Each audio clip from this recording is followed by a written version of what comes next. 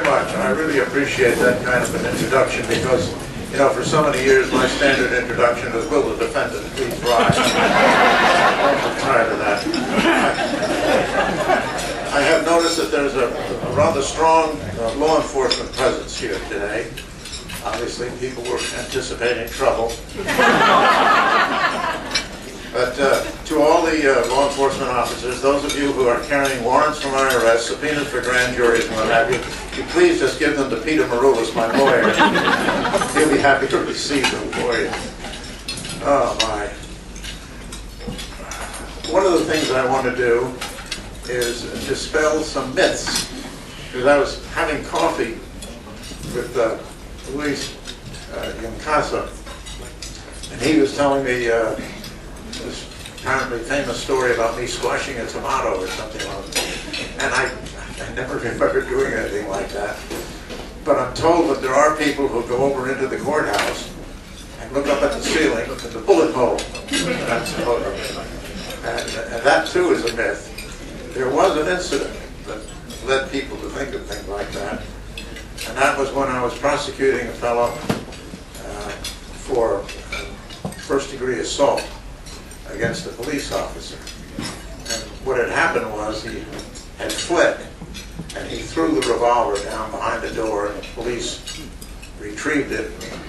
And of course they had it in exactly the condition he had thrown it, which had 5 live cartridges in the cylinder and 1 expended cartridge in the cylinder. And the expended cartridge was right in line with the barrel as you would expect it to be if you know anything about firearms.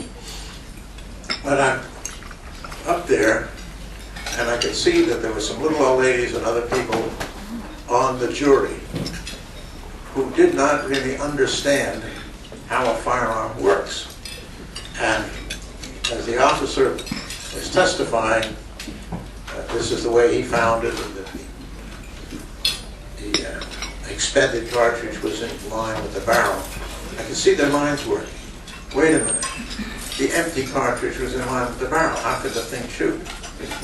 So what I did was I took the cartridge, because you know you can do that on your summation. I took the cartridges out of the revolver, and I had palmed an empty cartridge casing that I had refitted with a Magnum primer. And I said to them, all right, now watch. And I put it into the side. And I said, now watch what happens when I cock the revolver and it operates. And they were all, you know, like a bunch of rabbits in front of a cobra watching. And then I squeezed down on the trigger. Thing revolved. The hammer fell, and it hit the Magnum thing, and it went boom, tremendous blast. And the judge was Ray Barada, a wonderful man, I loved him, and it woke him up. Defense counsel was Ray Pezzo. He grabbed his chest, said, my heart. And the stenographer fell off his stool, and Judge Barada banged his gavel and he said, Liddy, into my chambers immediately. So I went in there and he said, if you wanted to do something like that, why didn't you consult the court first? I said, Your Honor, if I come in here and told you I would do that, would you have given me permission? He said, hell no. I said, that's why I didn't ask you. Out. Then there was the time with Judge Judice's court. I was in Judge Judice's court, and some fellow had bashed another guy on the head with a 2x4. We had the 2x4. And I said, you know, and the defense was making light of this, well, a little tap on the head with a stick, you know, it wouldn't hurt anybody. But I took that 2x4 and I smashed the railing that was in front of the jury. And Judge Judice was a very nice man. He said, Gordon, if you do any more damage in this courthouse, it's coming out of your pocket, not the taxpayers. He was very nice of me. So those are two of the things then, of course, I decided that I would run for Congress, and the Conservative Party gave me its endorsement. They started me on my life of crime.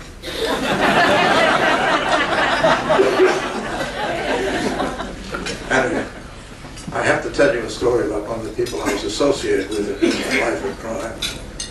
This is particularly, I'm sure Luis Yancasa will appreciate this. Peter will remember that during the trial, Peter Maroulis was defending me. He was in the big courthouse down in Washington, played jam with the press and everything like that. And I started to laugh. And the press was saying, the pressure's getting to Liddy, he's laughing at his own trial. But they didn't know what I was laughing at. And that is because on the stand was Bernard Barker, whose nickname was Macho. He's a long-time CIA operative. He spoke English like a professor at Harvard. Absolutely perfect grammar, number agreement, syntax, no accent whatsoever. They put him on the stand, and they said, now, you have pleaded guilty, and he had. All the Cuban fellows didn't have any money, so they just pleaded guilty. So then we're saying, okay, now you pleaded guilty, tell us what happened. And he started to speak. And he spoke affecting this Frito Bandito accent. and I just burst out laughing. That's what happened. And they said, all right now, Mr. Barker, you pleaded guilty to doing such and such. It was a white Anglo-Saxon male, had your back. Isn't that true? And he said, si, senor. And with great drama, he pointed to me over in the defendant's chair and he said, and is that the white Anglo-Saxon male with whom you were speaking? And he said, Senor George, they look the same to us. Really, it's a true story.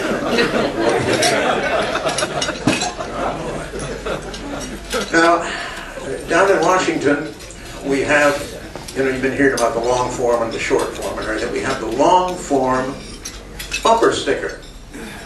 What does that mean? It means it is so long it goes from one end of your bumper all the way over to the other. And what it says is, if you voted for Obama to prove that you were not a racist, next time you're going to have to vote for someone else to prove you are not an idiot.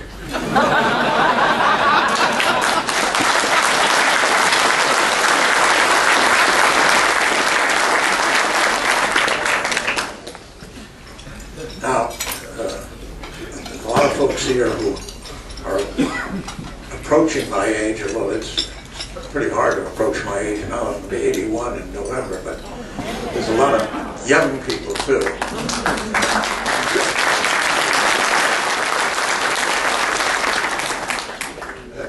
There's a special place in my heart for Duchess County because that's where I found my bride of 52 years, and she's buried in St. Peter's Cemetery. Her name is Frances Purcell. But, I love the place, and we have 5 children. And the eldest is a daughter named Sandy. She's a RN, and she was a captain in the Army Nurse Corps.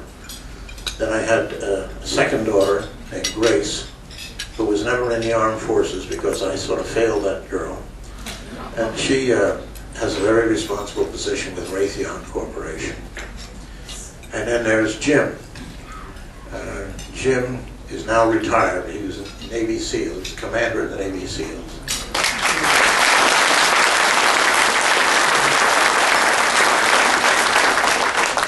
By the way, I don't know why the press keeps talking about a SEAL Team 6.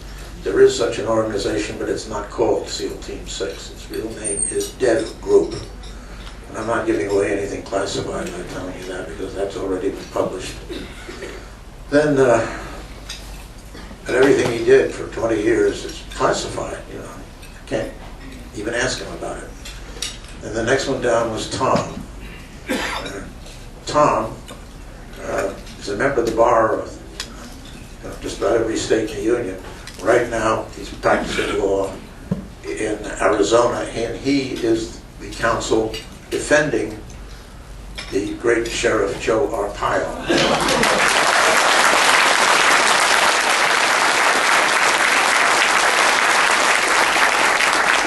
I asked him, I was on the phone with him, I said, how's the lawsuit going? He says, which one? I got a new one every day. And then the youngest son, who's also a lawyer, he's a full bird colonel in the Marine Corps, and plenty of combat, both in Panama and in Iraq.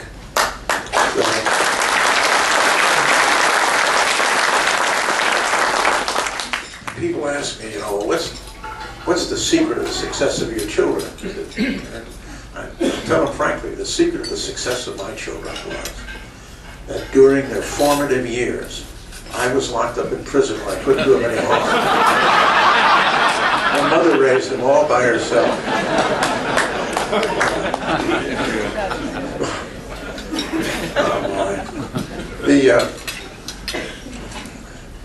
One of the serious things I want to talk to you about is our president and those who think like him keep whining and complaining about our, quote, addiction to foreign oil and fossil fuels and hydrocarbons, which is supposed to be a terrible thing.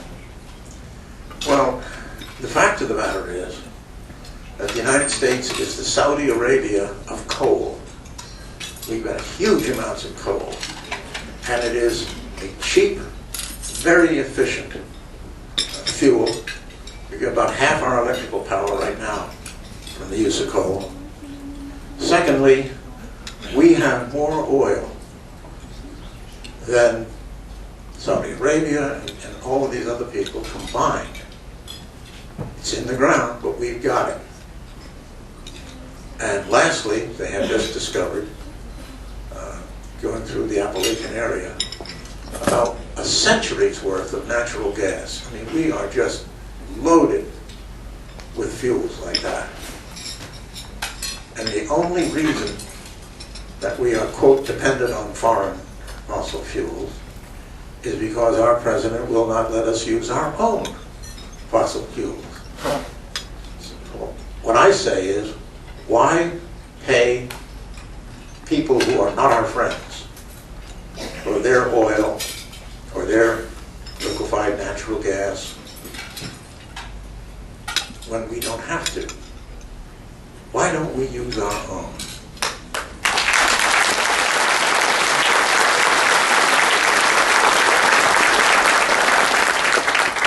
I mean, the president says, don't drill out there in the sea. Then he goes down to Brazil and says, drill. And we'll buy it. Figure that one out. That does not compute. So I don't know what his game is, but he consistently acts against the interests of this country. I don't know why. But I do know that about the first 10 years of his life, he was in a Muslim country practicing the Muslim religion, going to Muslim schools. And not to invoke a horrible name, but Adolf Hitler used to say, give me a child up to 10 years old to educate, and I will have him forever. Well, he claims now that he is a Christian. I can't look into his mind and heart. But I mean, he doesn't have a special pronouncement or anything else like that for, say, Easter. But when there's a big Muslim holiday, they have a big whoop-de-doo there at the White House. Nothing wrong with being a Muslim. Depends on which kind you have. A jihadist is a very dangerous person. Now, I've been to Israel about 5 times. And and they're just surrounded by these jihadi people. And the actions of our president indicate to me that he is hostile to Israel. He treated the Prime Minister of Israel in an absolutely disgraceful way when he first came over here. I also went to Iraq, where I managed to get in trouble again. I was sent over there by the Department of Defense to go, and this was, when the combat was going on, I went in and meet with the troops and so forth, and I visited the forward operating bases, etc. And then the DOD representative said, go down south. There's a brigadier general, Iraqi brigadier general down there. We want you to stop in on him and encourage him, maybe stay with us. And he said, by the way, he's also a sheikh. All the brigadier generals are sheikhs, and I think all the sheikhs are brigadier generals. So I went down there, and I had with me my producer at that time. His name was Franklin Raff, brilliant young man, Yale graduate, speaks 3 languages fluently, what have you. And we were broadcasting from Iraq. So Franklin had all kinds of special gear with wires and things hanging out of his pockets. And we got down there and we met the Sheikh, Brigadier General, etc.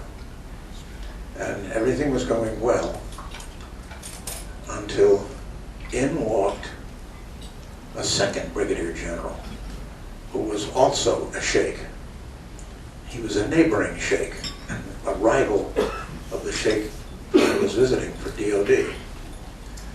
Now the first trouble started when they wouldn't believe that I had been sent by DOD, Department of Defense. They saw all the wires hanging out of the pocket of Franklin, and they decided that I was CIA. And I was not CIA, of course, I was DOD. I had with me a very nice woman, about 45 years old, who was our interpreter. And I said, what's all this about the CIA? She said, they believe you are CIA. I said, well, please tell them I am not CIA. She said, I have already told them you are not CIA.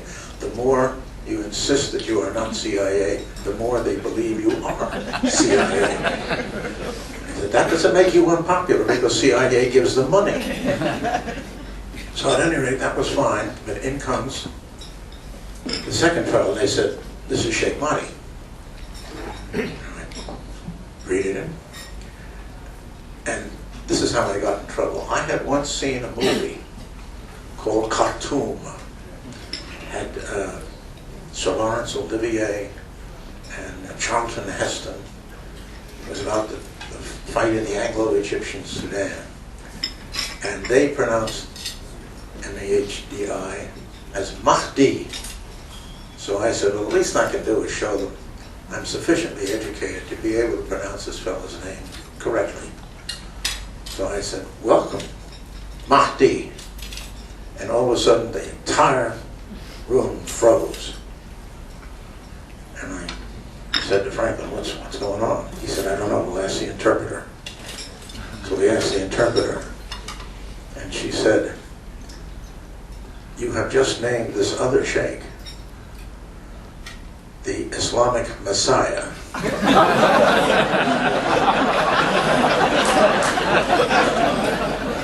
Now the first sheikh was really pissed because his neighbor had just been made the Messiah by the CIA. And so this guy really was going to capitalize on it. So they went out, we were by a river, and they went in, between all the corpses, and they fished out a large fish. And then they brought in the head of a sheep and had a feast. This guy's having this feast in the other guy's place. And this did not make for good relations. So Franklin said, I said, we got to eat the fish. We got to eat something from the head. He goes, so we did that. And this fellow just wouldn't stop praising me for making him the Messiah. And finally, he gave a stem-winding speech. This is the Messiah. And he gives a stem-winding speech, and he ends up, the big flare of glory. Of course, it's all in Arabic. I had no idea what he was saying. And I just noticed that as he's ending the speech, this lovely woman who is the interpreter is just turning beet red. Just, tremendous effect on her. She was so really embarrassed. And I said to Franklin, find out what this guy is saying. What's this bird saying? No more of the CIA stuff. So he talked to her. And what the fellow was saying, he was so grateful to me for making him the Messiah. What he said was, may the instrument of your manhood grow ever stronger. And may you be able to satisfy many virgins. This woman was monumentally embarrassed.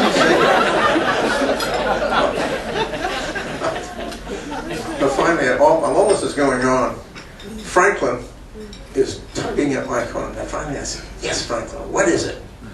He said, sir, do you suppose you could get us out of here before they find out I'm a Jew?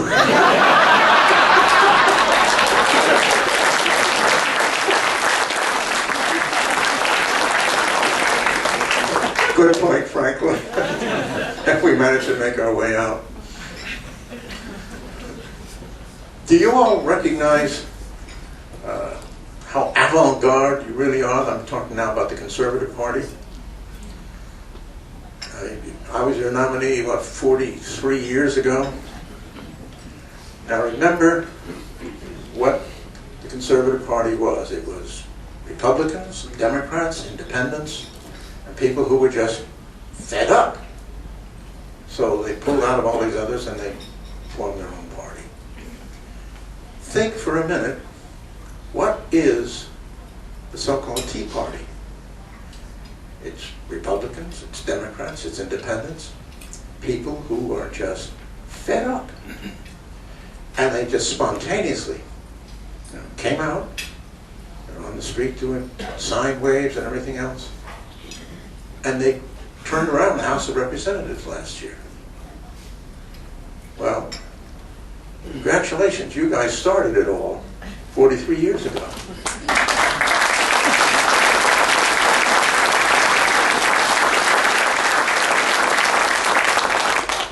One thing, though, you want to guard against that in terms of the Tea Party. One of the splendid things about the Tea Party is nobody's in charge. They just all think along the same lines, and they're not organized, don't have a superstructure or anything like that, and that's a good thing. There are going to be people who will try to harness that, organize that, and everything, and that'll ruin it. Let them alone. And the one thing that you want them to do is on election day, get out everybody to vote. I don't care if your grandmother's 90 years old and dying, throw her in the wheelbarrow, get her down there.